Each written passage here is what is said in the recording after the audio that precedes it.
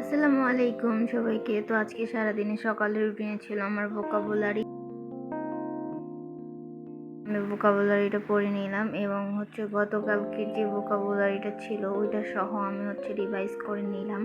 তো ভোকাবুলারি পড়া শেষ করার পর আমি আমার আমার কাছে যেগুলো অনেক কঠিন লাগতেছিল ওই ভোকাবুলারিগুলো আমি নোট ডাউন করে নিলাম যাতে আমি সারাদিন রিভাইজ করতে পারি।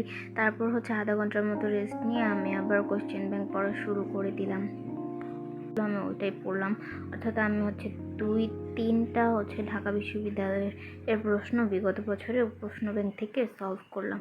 তো চান্স পাওয়ার জন্য সবার আগে প্রয়োজন ক্যাটাগরি জানা। আমরা যত বেশি কোশ্চেন ব্যাংক পড়বো তত বেশি প্রশ্নের ক্যাটাগরি সম্বন্ধে ধারণা পাবো।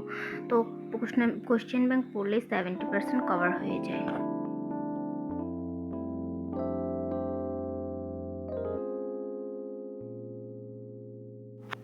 এরপর আমি জিকে পড়া স্টার্ট করলাম। তো আজকে আমার জিকেতে 3টা টপিক ছিল বাংলাদেশি বিষয়গুলোর মধ্যে বাংলাদেশি শিক্ষা, স্বাস্থ্য এবং পরিবেশ। জিকেতে যেহেতু অনেক ইনফরমেশন তাই মনে রাখা খুব কষ্টসাধ্য, কিন্তু প্রতিদিন পড়ার পর পূর্বের পড়াগুলো একসাথে রিভাইজ করতে হবে।